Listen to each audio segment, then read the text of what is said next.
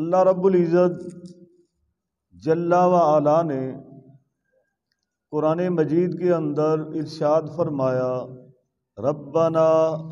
وبعث فیہم رسولا منہم یتلو علیہم۔ یہ حقیقتاً دعائیہ کلمات ہیں جد الانبیاء حضرت سیدنا ابراہیم خلیل اللہ علیہ الصلاۃ والتسلیم کے۔ انہوں نے رب کی بارگاہ کے اندر دعا کی تو اس کو رب تعالیٰ نے قرآن مجید کے اندر جو ہے وہ بیان فرما دیا، ربنا اے رب ہمارے، وبعث فیہم بھیج دے ہمیں میں سے، رسولا منہم ایک رسول،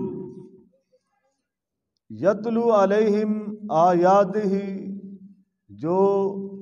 قرآن مجید کی آیات بینات تلاوت کرنے والا ہو۔ تو سامعین محترم، حضرت سیدنا ابراہیم خلیل اللہ علیہ السلام نے یہ دعائیہ کلمات عرض کیے۔ مبعوث ہونا ایک ہوتا ہے ارسال کرنا، یعنی کہ بھیجنا۔ دو چیزیں ہیں، ارسال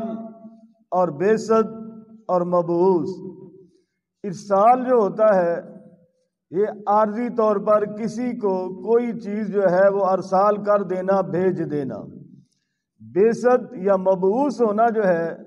یہ وہ ہوتا ہے کہ یہ مستقل جو کسی کو بھیج دیا جائے یا بھیجا جس کو گیا ہے تو وہ وہاں مستقل جو ہے وہ قائم ہو۔ پھر مستقل ہونے کے بعد اگر اس کا وجود بظاہر دنیا سے رخصت ہو جائے تو اس کے انوار و تجلیات، اس کے کمالات، اس کے فیوض و برکات جو ہے وہ اسی طریقہ سے قائم اور دائم رہیں۔ تو یہ ہے خاصہ نبی کریم صلی اللہ علیہ وسلم کی ذات بابرکات کا۔ تو رب تعالیٰ نے اپنے محبوب کریم صلی اللہ علیہ وسلم کی ذات کو تخلیق پہلے فرمایا، آپ کے نور کی تخلیق پہلے ہوئی، اور بعثت جو ہے بھیجنے کے لحاظ سے رب تعالیٰ نے تمام انبیاء علیہ الصلوۃ والسلام کے بعد جو ہے وہ بھیجا۔ تو بھیجا کیوں؟ ہر ایک چیز کا مقصد ہوتا ہے۔ آدم سے لے کر عیسیٰ علیہ السلام تک اللہ تعالیٰ نے انبیاء علیہ السلام کی جماعت کو بھیجا، ان کے بھیجنے کے اندر بھی مقصد تھا، اور نبی کریم صلی اللہ علیہ وسلم کے آخر پر آنے پر اور حضور کے آخر میں بھیجنے پر بھی رب کا ایک مقصد تھا۔ آدم علیہ السلام سے لے کر عیسیٰ علیہ السلام تک جتنے بھی انبیاء علیہ السلام آئے، رب تعالیٰ نے انہیں بھیجا اپنی مخلوق کو ہدایت کی طرف لانے کے لیے، رب تعالیٰ کی ذات کی پہچان کرانے کے لیے۔ جو گمراہی پر تھے انہیں ہٹا کر ہدایت کی طرف، اسلام کی طرف جو ہے اس لیے جو ہے انہیں بھیجا گیا تاکہ یہ درمیان میں واسطہ ہو، میرا پیغام لے کر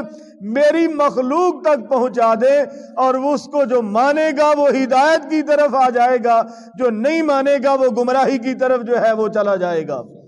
نبی کریم صلی اللہ علیہ وسلم کی ذات بابرکات کو اللہ رب العزت جل و علا نے سب انبیاء علیہ السلام کے بعد جو ہے وہ مبعوث فرمایا۔ پہلا مقصد تو یہ ہے کہ نبی پاک صلی اللہ علیہ وسلم کی تخلیق سے لے کر بعثت تک، بعثت سے لے کر نبی کریم علیہ السلام کی آخری دم تک، آخری دنیا سے رخصت ہونے تک نبی پاک صلی اللہ علیہ وسلم کی ذات بابرکات کو رب تعالیٰ نے پہلی انبیاء علیہ السلام کے لیے بھی ایک روشن دلیل اور روشن ان کے سامنے مقام رکھا۔ پھر نبی پاک علیہ السلام دنیا میں تشریف لائے تو پھر بھی رب تعالیٰ نے نبی کریم صلی اللہ علیہ وسلم کی آمد کی برکت سے پورے جہانوں کے اندر جو ہے انوار و تجلیات اور ہدایت ہی ہدایت جو ہے وہ عطا فرما دی ہے۔ اس لیے دوسری آیت کریمہ کے اندر اللہ تعالیٰ ارشاد فرماتا ہے، وَيَوْمَ نَبْعَثُ مِنْ كُلِّ أُمَّةٍ شَهِيدًا، فرمایا کہ جس کو ہم نے بھی مبعوث فرمایا ہے، گواہ بنا کر انہیں جو ہے وہ دنیا میں بھیجا۔ تو نبی کریم صلی اللہ علیہ وسلم کی گواہی ابتدا سے لے کر انتہا تک ہے، حتیٰ کہ نبی کریم علیہ السلام کی گواہی جو ہے وہ قیامت کے دن بھی تمام انبیاء علیہ السلام کی حضور جو ہے وہ گواہی پیش فرمائیں گے۔ تو بہرحال نبی کریم علیہ السلام کی بعثت، حضور دنیا میں تشریف لائے، آپ کے آنے کا مقصد پہلا تو یہ ہے کہ رب تعالیٰ کی وحدانیت کا جو ہے وہ اعلان فرمانا۔ بواسطہ مصطفیٰ نبی پاک علیہ السلام نے رب تعالیٰ کی حکم کا جو فرمان کا جو ہے مخلوق کے اندر جو ہے وہ اعلان فرمایا کہ رب ایک ہے، اسی کی عبادت ہے، ماں سوا رب کے کوئی عبادت کے لائق نہیں ہے، وہی جو ہے ہر لحاظ سے رب کی بارگاہ کے اندر آنا جو ہے وہ تمہارا کام ہے، اور کفر سے نکل کر ہدایت کی طرف، باطل سے نکل کر حق کی طرف آنا جو ہے یہ تمہارا کام ہوگا۔ جب تم اس سے نکل کر ہدایت کی طرف آؤ گے، تمہاری دنیا بھی سنور جائے گی اور تمہاری آخرت بھی جو ہے وہ سنور جائے گی۔ اس لیے فرمایا نبی کریم صلی اللہ علیہ وسلم کی ذات نے کہ میں بھیجا گیا ہوں تو رب تعالیٰ نے مجھے جو ہے ایسے کمالات کے ساتھ متصف فرما کر بھیجا ہے جس کی دنیا کے اندر کوئی مثال ہی نہیں ہے۔ تو فرمایا ربنا وبعث فیہم، حضور تشریف لائے، آپ کی بعثت ہوئی، آپ دنیا میں آئے، تو مقصد رب تعالیٰ کی وحدانیت کے بارے میں لوگوں کو جو ہے وہ آگاہ کرنا۔ جیسا کہ حدیث قدسی ہے، نبی پاک صلی اللہ علیہ وسلم نے ارشاد فرمایا ہے کہ رب فرماتا ہے لولا کا لما اظہرت الربوبیہ،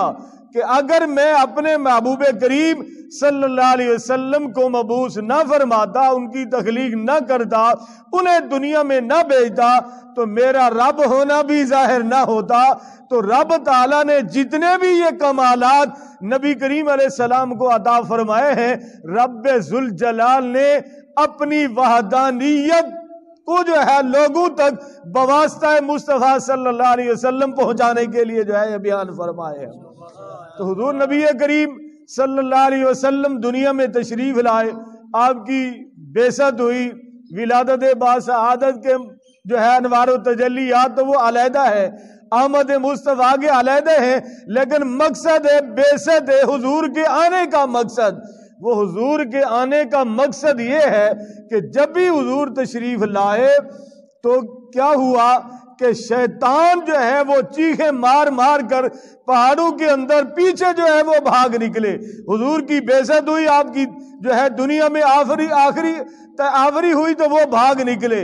ایسے ہی بت جو تھے وہ سرنگو ہو گئے، اور اسی طریقے سے ہر مقام پر احمد کی برکت سے، حضور کی بعثت کی برکت سے کیا ہوا کہ خوشی ہی خوشی، اور ہر مقام پر نبی کریم صلی اللہ علیہ وسلم کی بعثت کی وجہ سے جو ہے انوار و تجلیات کی جو ہے وہ بارش ہونے لگی۔ تو سامعین محترم، نبی کریم صلی اللہ علیہ وسلم دنیا میں تشریف لائے، آپ کی بعثت ہوئی، حضور آئے، تو نبی کریم علیہ السلام کی بعثت کی برکت یہ ہے کہ حضور علیہ السلام نے جو لڑکیوں کو زندہ درگور کر دیتے تھے،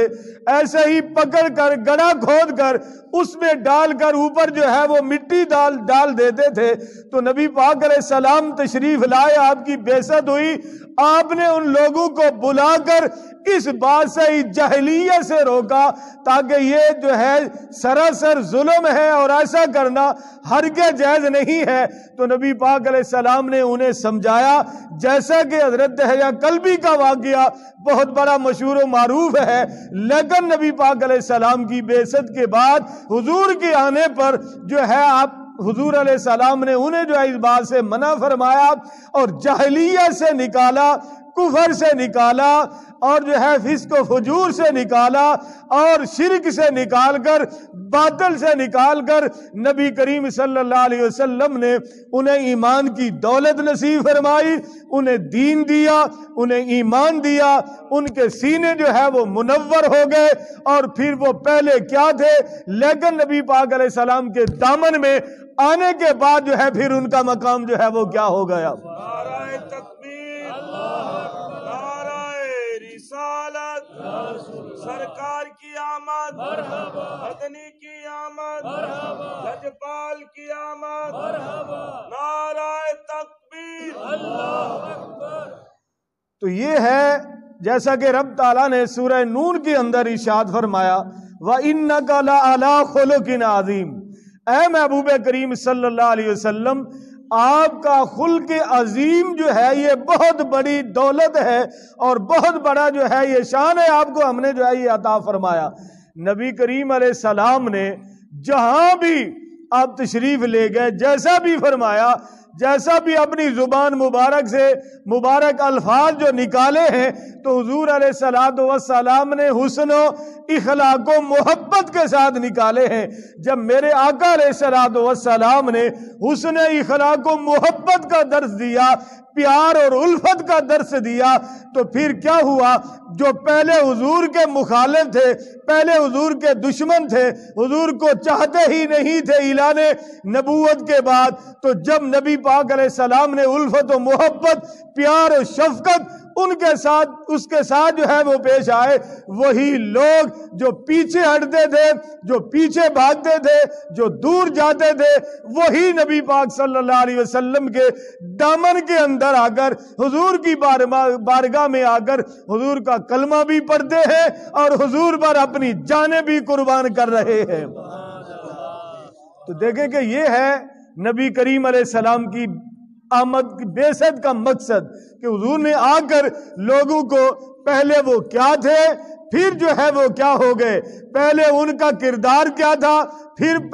بعد میں وہ کیا ہو گئے۔ سیدنا عمر بن خطاب رضی اللہ عنہ کو دیکھیے، اس کا پہلے طریقہ کیا تھا، پہلے خیال کیا تھے، پہلے اس کی سوچ کیا تھی، لیکن جب رسول اللہ صلی اللہ علیہ وسلم کے دامن میں آئے، حضور کی بارگاہ میں پہنچے، پھر وہ پہلے نہیں رہے، جاہلیت نہیں رہی، پھر تو نبی پاک صلی اللہ علیہ وسلم کی بارگاہ میں آ کر ایسا جو ہے فیض حاصل کیا، ایسا سینہ منور ہوا، ایسا کمال نبی پاک علیہ السلام کی بارگاہ سے انہیں جو ہے وہ میسر آیا۔ پھر سیدنا عمر بن خطاب کو نبی پاک صلی اللہ علیہ وسلم نے فاروق اعظم کا جو ہے وہ لقب عطا فرما دیا ہے۔ تو اسی طریقے سے لفظ بعثت، نبی پاک صلی اللہ علیہ وسلم کی آمد کا مقصد، بعثت کا مقصد ہی یہی ہے کہ گمراہی سے نکالنا، فتنے سے نکالنا، باطن سے نکالنا اور فسق و فجور سے نکالنا، زناخوری سے نکال کر اسے جو ہے وہ راہ راست پر لانا، اخلاق و محبت دینا۔ پھر دوسری یہ ہے ظاہری چیزیں، پھر اس کے ساتھ ساتھ دوسری چیز بھی ہے جو نبی پاک صلی اللہ علیہ وسلم کی بارگاہ سے روحانی طور پر صحابہ کرام رضوان اللہ علیہ مجمعین نے جو ہے وہ حاصل فرمائی۔ حضور نبی کریم صلی اللہ علیہ وسلم کی بارگاہ رسالت سے سیدنا عمر بن خطاب رضی اللہ عنہ فرماتے ہیں کہ میں نے حضور کی بارگاہ میں بیٹھ کر 12 سال کے اندر سورہ بقرہ پڑھی،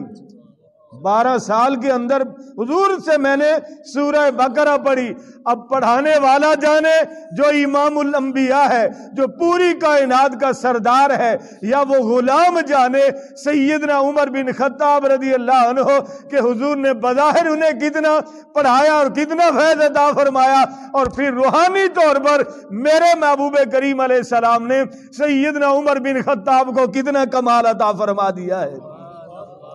جو رسول اللہ کی بارگاہ میں آیا،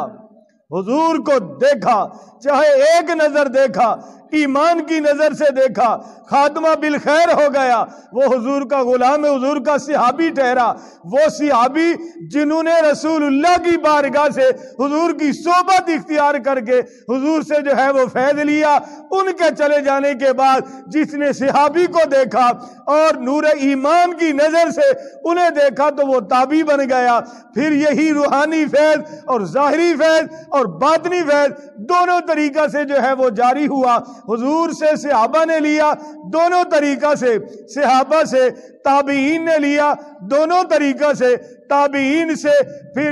تابعین سے تبع تابعین نے لیا، وہ بھی دونوں صورتوں کے اندر روحانیت کے لحاظ سے بھی اور ظاہری علم بھی لیا۔ پھر اسی طریقہ سے وہی چلتا نور ایمان بظاہر بھی اور باطن بھی ائمہ مجتہدین، علماء ملت، صالحین، صوفیاء کرام، اولیاء کاملین تک وہ روحانی فیض بھی آ رہا ہے اور باطنی فیض بھی آ رہا ہے۔ تو اس لیے اللہ تعالیٰ فرماتا ہے ربنا وابعث فیہم رسولا منہم، ابراہیم علیہ السلام نے دعا کی کہ یا رب تعالیٰ میری اولاد میں سے ایک رسول بھیج دے۔ وہ دعا کرتے چلے گئے بھیج دے۔ عیسیٰ علیہ السلام فرماتے ہیں مبشرم برسول یاتی من بعد اسمہ احمد، کہ وہ آ رہے ہیں، میں خوشخبری دے رہا ہوں۔ تو ہم اور تم 1400 سال کے بعد 14ویں صدی کے اندر آنے والے یہی کہتے ہیں کہ رب تعالیٰ نے اپنے یار کو بھیجا، اپنے محبوب کو بھیجا، کتنے انوار و تجلیات کے ساتھ مبعوث فرمایا۔ تو اس لیے کہتے ہیں آ گئے مصطفیٰ، آ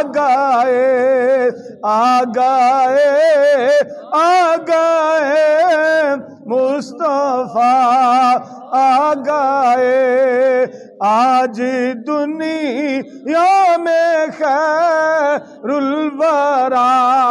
آ گئے۔ حضور کی بعثت ہی ہمارے لیے باعث رحمت اور باعث برکت، حضور کے ہی برکت سے ہمیں جو ہے حضور کی وزادت سے، حضور کے کرم سے، آپ کی رحمت سے اللہ نے ہمیں ایمان کی دولت سے مالا مال فرمایا اور حضور کی محبت بھی عطا فرمائی۔ اللہ رب العزت جل وعلا یہ میرا مختصر عرض کرنا اپنی بارگاہ میں قبول فرمائے۔ وما توفیقی الا باللہ۔